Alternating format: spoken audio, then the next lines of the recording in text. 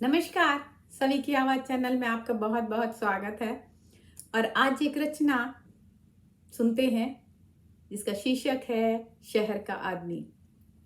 शहर में तन्हा घूमते हुए देखा है, शहर में तन्हा घूमते हुए देखा है, अपनी ही बालकनी में खड़ा, अपनी ही बालकनी में खड़ा, सूखे पेड़ जैसा। पहचान की हरियाली नहीं थी जिसकी आंखों में, पहचान की हरियाली नहीं थी जिसकी आंखों में, उसे ये भी नहीं पता है बगल वाले फ्लैट में कौन परिवार रहता है।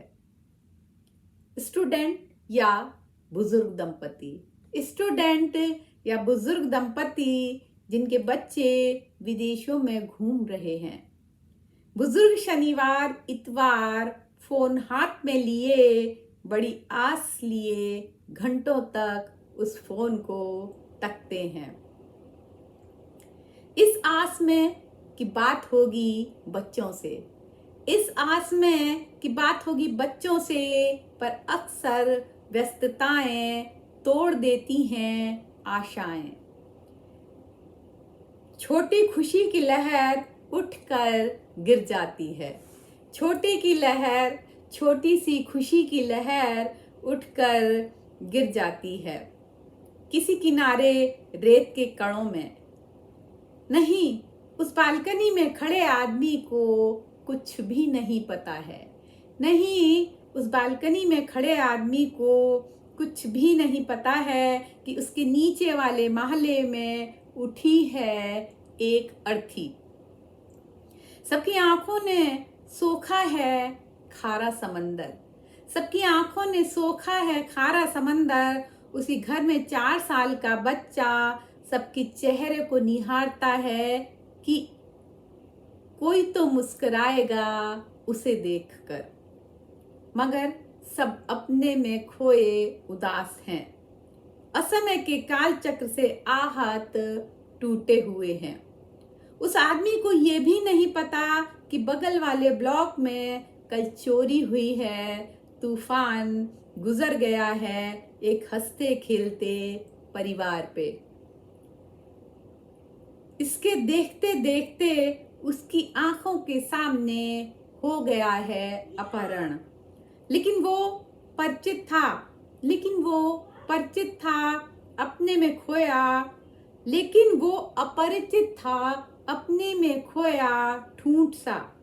उसके भीतर से होकर कोई मौसम नहीं गुजरता है, उसके भीतर से होकर कोई मौसम नहीं गुजरता है। सब किसी मशीन में कैद थे, यहाँ तक कि उसकी आत्मा भी।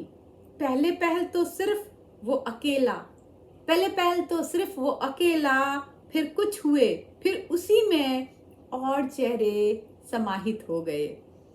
हाँ, और चेहरे समाहित होते गए।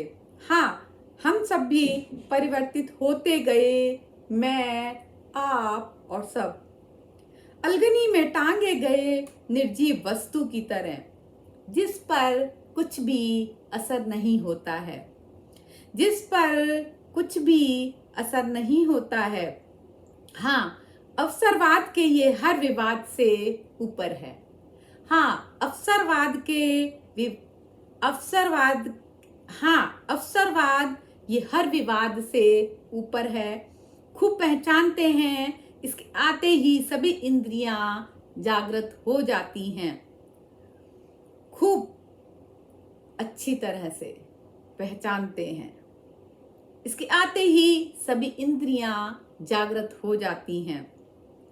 स्वार्थ पूर्ति का अवसरवाद, जिसे जीने के लिए बताया गया है आवश्यक, ऑक्सीजन की तरह अपने अंदर उतरने के लिए मारना होगा यही आदमी, वरना कोई जिंदा नहीं बचेगा, कितनी भी मशाल जला लो। धन्यवाद।